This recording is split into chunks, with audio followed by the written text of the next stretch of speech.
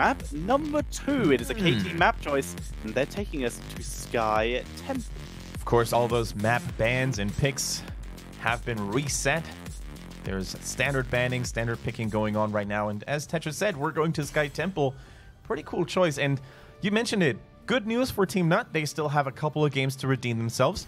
By the same token, though, Tetra, bad news for TeamNut, because KT, if they get that momentum, if they show up big time and, you know, have that high inspiration, motivation level going, they are in a fearsome state. Yes, they are. So now here is the question. We already know that KT, when they lose first games, really struggle to bring it back in second games. This usually isn't an issue for TeamNut, but it can start to become an issue when you enter longer series, because momentum is a much bigger deal in these situations, as you need to win several in a row, preferably most of the time. So TeamNut, question is whether they've been able to take the meme the chat is using right now, whether they've been able to take a sensu beam, heal themselves up real good, and be able to come back even stronger. Yeah, and you mentioned, you know, momentum. I also want to mention fatigue. Like in a stressful situation like that, where your league survival is on the line, and then you play several games on a very high level, it can really, you know, fatigue you mentally. I think Chinese teams maybe even a tad bit more so than other teams in major regions, because they're normally used to playing best of twos. They're also used to saying, you know what, if we lose a game, it doesn't matter so much as long as we have one victory in there, because we can still come back later after a draw. But in this playoff stage, it's a completely different setup. Once you lose for sure. No redeeming factors whatsoever. Ooh, our first Tyrande of HGC China. She has appeared in all the other regions at this point. Big time. And we see a Yorel as well. But to get this, they gave Diablo over to TeamNut. Funnily enough, those two heroes would ideally, in an ideal world, be paired together, because the CC chains are still very lethal, and it's pretty cool to see what Blizzard has done to Tyrande. While maintaining her strengths, which was burst damage and locking targets down with the Luna Flare, they basically gave her improved healing, improved sustain, with her Blessing of Elune now having 2 stacks, with cooldown still, you know, being lowered, and then of course an increased efficiency on both her rig abilities. I can't wait for the return of the "here's how you pronounce Tyrande" threads to Reddit, because now she's back in the meta. Casters have to say it more, and anyone who wasn't around for that first time that happened, that was very fun. Where there was like a thread every single day of like, it's not Tyrande or Terrain. It's not Tyrande. Tyrande, that was my favorite one. Yes, it is as pronounced by Malfurion and herself, Tyrande. Exactly. Oh, don't get me started. For everyone who's read the novel Storm Rage will probably know what I'm talking about right now. Malfurion, Tyrande, and you don't want to start that. I mean, you just became the innkeeper there for a second there. Yeah. Malfurion. So we see Hanzo and Garrosh. Speaking of Hearthstone characters, the Garrosh coming out here. Solid frontliner. Yeah, let's talk a little more about Tyrande, though, of course. Her utility on the Blessing of Elune also was changed in a way that abilities now lower the cooldown as well. And as such, we've seen pretty interesting combos, pretty interesting talent builds. Hold that thought, Medivh makes it through for TeamNut. So they want to counter the combo, the damage combo, CC dislocation, whatever you want to call it, provided by Garrosh and Tyrande, with straight up protected, by the way. Okay. I don't hate it. I'm not sure if TeamNut can execute it, though. I've never seen them play Medivh before. I don't think... there's Jaina. Wow, it's very Hearthstone heavy game we have right now. Everyone except for Rainer, Deckard, and Yorel and Diablo is in Hearthstone. It's pretty good. That's good. But yeah, like right now I'm checking if TeamNut have played Medivh before, but I don't think they have. This might be a new pullout here, but it makes sense. The classic Diablo Medivh comp made famous by Roll20. These guys right here, the original Roll20 lineup, now Tempo Storm, with a Tempo Storm / Octalysis. The players went separate ways. Mostly Octalysis, isn't it? Yeah. Sorry, messed up my teams there. But who are shaking things up in the meta in NA by just going wild every single game they play these days. And it even swapped over to Europe, if you saw it yesterday, in that glorious match between the Leftovers and Dignitas. We have seen the single tank Zul double support. I love it. It's cool. But Let's see if that continues into BlizzCon. I think the tests have already qualified, so maybe they'll start bringing these shenanigan strategies that they have started to bust out. Maybe these are all legit. We will see. All right, Medivh has not been played by TeamNut this season. This is a surprise playoff pick for them. That's pretty crazy, man. And to bust it out in, you know, a playoff environment for the first time ever. I mean, they've probably practiced it before. They probably just didn't feel comfortable enough to really show it in league play, or they were hiding it all along and are now ready to surprise their opponents. Ladies and gentlemen, we're going to see whether the Medivh strategy is going to work out for TeamNut, or if the new Tyrande, the first new Tyrande in China, is going to reign supreme as we're going into Sky Temple. And on the left-hand side, you see the members of TeamNut rolling in. And we see Mercy on that Raynor, a 2E plays Decker Kane, Malthael on Thrall, Nightmare on Diablo, and Dia on Medivh. And on the right, it is KT with TWTWT, Kiaru, Lotus, Timeless, and Bad. And do they hear the voice of Elune? This is what we will be finding out. Can it guide them? They've got the light and the voice of Elune. You think with double gods, that would be a pretty reasonable strat to run. But we have to pay attention to the fact that Tyrande's healing is very dependent on her ability to do damage. If she is pressured, that becomes a lot more difficult. Jaina is just gonna be able to escape. Nightmare drops super low. He might not be so lucky. Quick Groundbreaker, and First Blood is acquired by KT.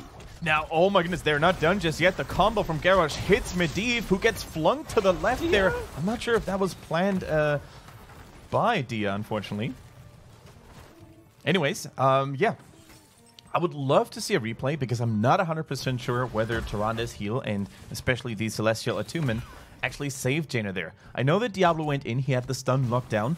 Maybe there was a root, but then again, it doesn't work against roots, so I think Jaina made it out alive, was just super fortunate for them. But it looked a little weird because to me that Jaina was supposed to die. Either way, KT is going to be very happy about that early momentum swing. But yeah, Celestial Attunement is the anti-stun, silence, and slow talent available for Tyrande. We're used to seeing a lot of Kaldorei resistance as well, but even Moonlit Arrows could be picked to reduce the cooldown a little bit. Kaldorei resistance, of course, adding a little bit of spell armor every time that Q hits on a target. Celestial, though, seems to be the go-to these days due to the fact that especially in pro play, exactly, it is the earliest cleanse in the game just until wait for the Bright Ring rework happens. Yeah, there we go. This guy knows.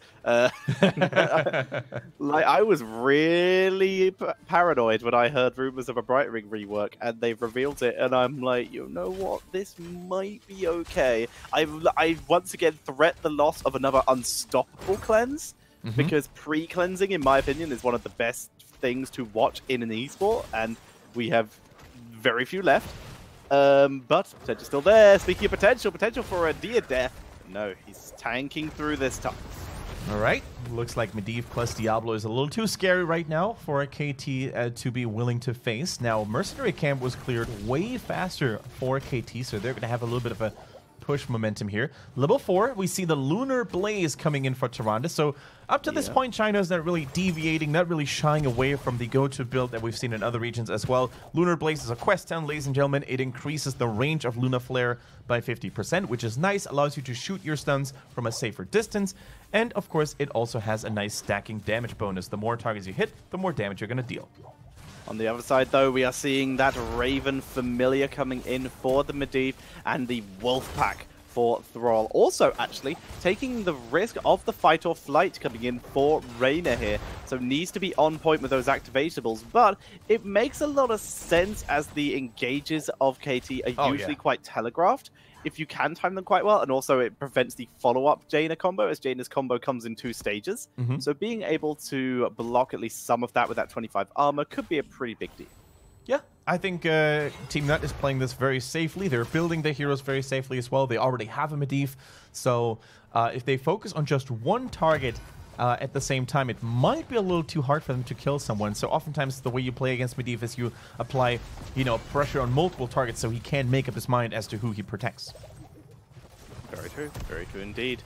Once again, though, Medivh also needs to be trying to gain some stacks, as right now he is going to be a big part of his team's damage output in the late game. assuming he can get up there. Thrall will take a little bit to get stacked up as well. Reyna currently the only person who is online from level 1. All right, Hanzo is going for the full PvE build here. Only has 2 stacks on a simple geometry. That's a little disappointing, but probably he didn't have enough chances to actually, get rolling in those team fights. Nightmare using Timeless as an escape tool here with this Shadow Charge. Medivh in trouble, uses the portal again, but it's running out of duration. The portal is gone, and the resets are happening for Medivh. That's not the kind of reset you want to have, though.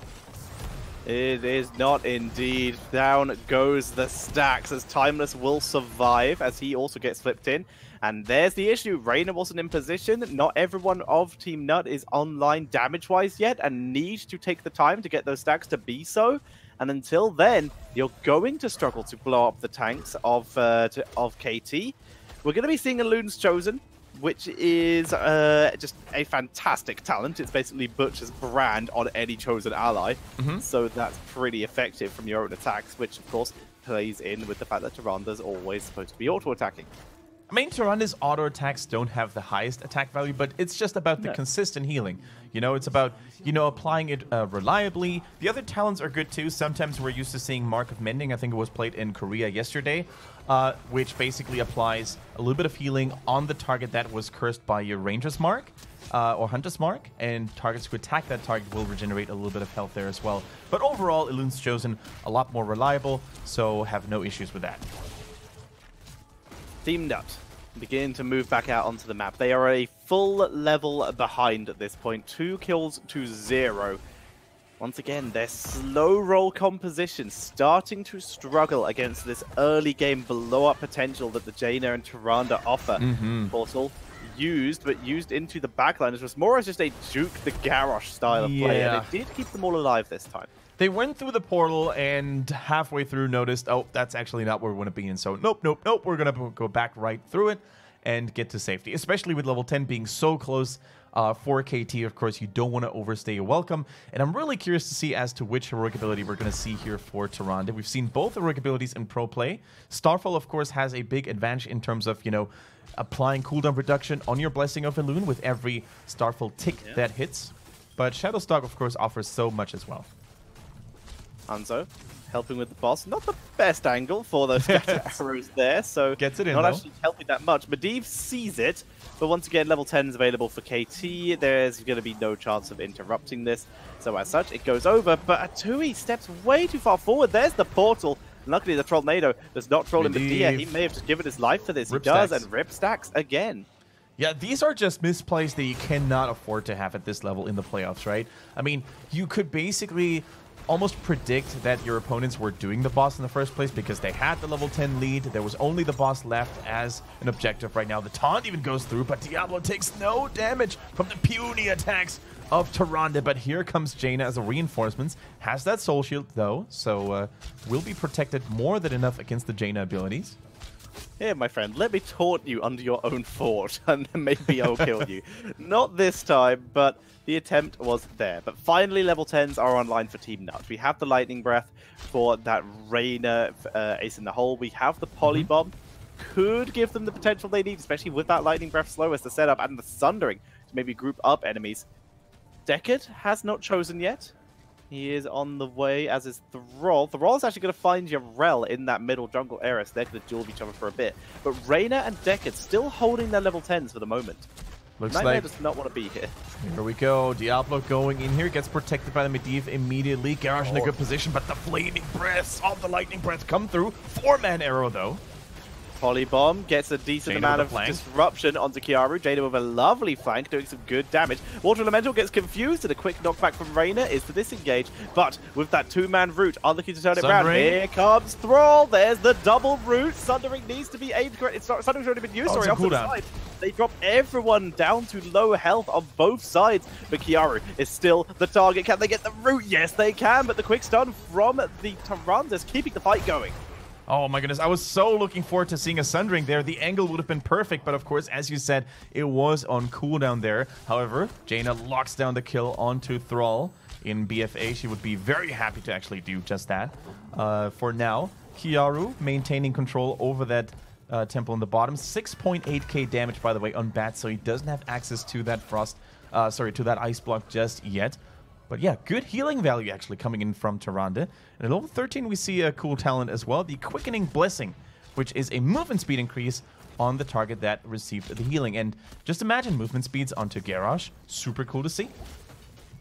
Exactly. Keep him mobile, keep his engage potential high, as they're going to, speaking of engage, try and engage onto Garrosh. Timeless just quickly taunts Medivh as he comes through the portal. Stay a while lands and immediately gets detonated by the follow-up Dragon Arrow Blizzard coming in from the flanking Jaina, as they're able to pick up the first kill, looking for a second here. You can see that little mood on Timeless, meaning he's being healed by the auto attacks of Tyrande as they turn around and rip stacks. Beautiful. The MVP in that fight was the Water Elemental. It was sitting at low health, just barely surviving, and Medivh, by the way, lost all of the stacks yet again. And it kept slowing down the target they wanted to find here. It slowed down Medivh, and with a beautiful follow-up combo, they were able to lock down the kill on the last Guardian as...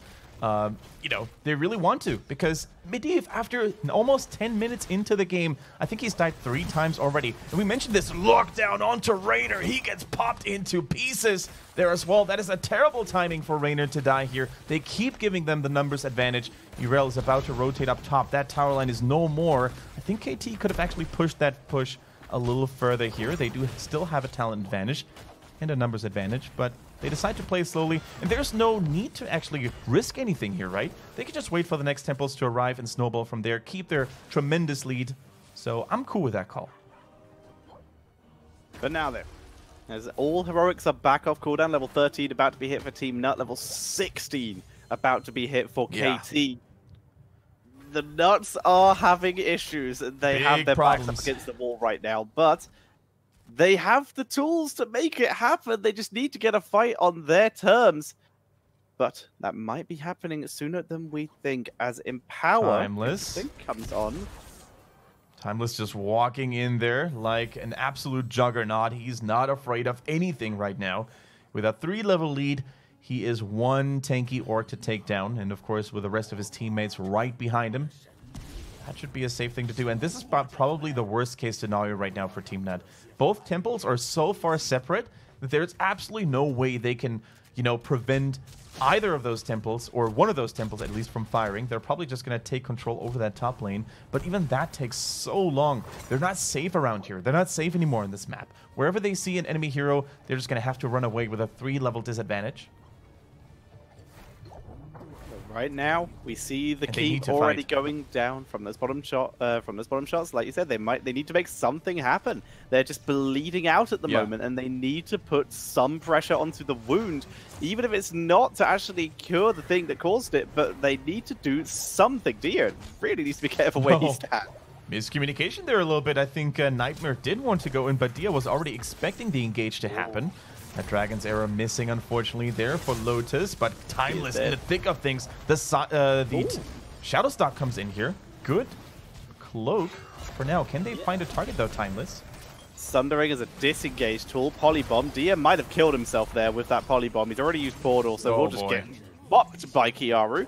He tried to make a cheeky wraparound play, but just ended up revealing himself with no health and just losing what few stacks he had, which wasn't many, as we see KT just take advantage of the kill, and they turn around and pick that up. Again, miscommunication from TeamNut. That Sundering would have been easily enough on its own for the disengage. Dia did not need to reveal himself like that. And KT, the one question they're going to have to ask themselves right now is, how would you like to win this game, sirs? Would you rather take the temple in the top lane, or would you try to end it with that boss and Tau in the bottom lane? Looks like they're going for the quicker, more reliable way of doing it. They have minions, mercenaries in companionship there as well. The boss is marching through, Kiaro tanking a little bit here. The Ardent Defender is ready, so he can tank all day in theory.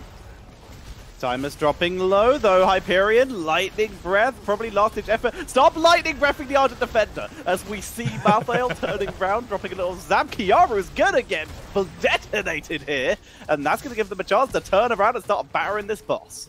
Yeah, that is actually not too bad of a start for a defense here for TeamNut. Nightmare needs to be careful. It's the main frontliner, but they're already with a numbers advantage here. The boss continues to pound on the core, though. Can they do it? The Sundering comes through, not really doing a whole lot. Look at those mercenaries. Look at those catapults queuing up there as well. This is a last effort defense for TeamNut right now.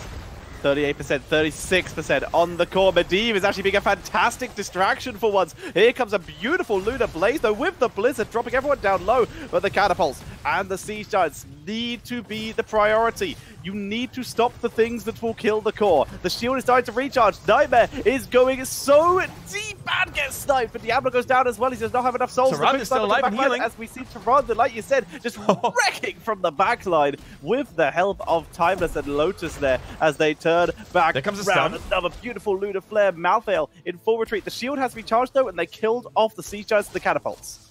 Okay, looks like Orc is fighting an Orc here. Malthael completely outnumbered 3-1, but his self-sustain is kicking in right now. He ends up falling as well, and only Decker Kane is left to defend the core. The shield had just regenerated, but it was not enough, and KT with a spectacular turnaround there at the enemy's gates. They take game number 2 as well. GG to them. Nicely done. One game away from moving up the table, and TeamNut not having a good time right now. That Medivh did not work out how they hoped it would. Dia, that's the second game that unfortunately I think was having a little bit of issues with the amount of pressure that KT offered. Dia always known to be a little bit of a playmaker for his team, but against the aggression that KT show, he seems to struggle. I think that was not a pretty game by TeamNut, and unfortunately, Sky Temple is just such an unforgiving map for making mistakes in the draft, making mistakes in the early game as a result of it.